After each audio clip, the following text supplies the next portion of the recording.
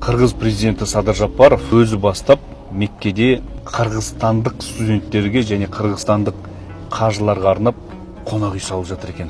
Қандай керемет, қарап отырсаң, қырғыз елі біздің бір Қазақстанның бір облысындай ғана жер. 99% ба или 98% ба есімде жоқ. Жазық жер деген өте аз. Менделеевтің бізде Қазақстанда бүткіл таблицасы бар болса, оларда соның бір жартысы бар ма жоқ па, Құдай біледі. Саны 7 миллион. Былай табиғи ресурс болсын, адами ресурс болсын, жоқтың қасы.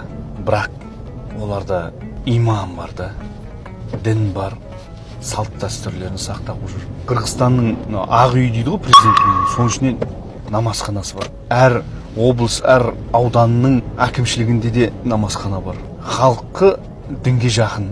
Біздің Қазекең, Аллаға шүкір, сонау бабаларымыз мықты болған ғой. Олар да сол заманда Құнанбай қажы бастаған біздің бабаларымыз Меккеден қонақ үй салып кеткен. Біз оны көкірекпен қағып айтамыз, мақтанамыз сонша. Бірақ біз не істеп жатырмыз соны? Біз сондай нәрсе жасап жатырмыз ба? Сондай тылақтай жерде, ештеңесі жоқ жерде Қырғызстан осындай үлгі көрсетерлік қайырымдылық іс-шарасын жасап жатыр. Меккеге барған қажы тегін жатады. Меккеге барған студенттер тегін жатады. Біздің мынандай байлықтарымызбен, мынандай мүмкіншіліктерімізбен, мынандай адам санымен біз ондай нәрсе жасап жатқан жоқпыз.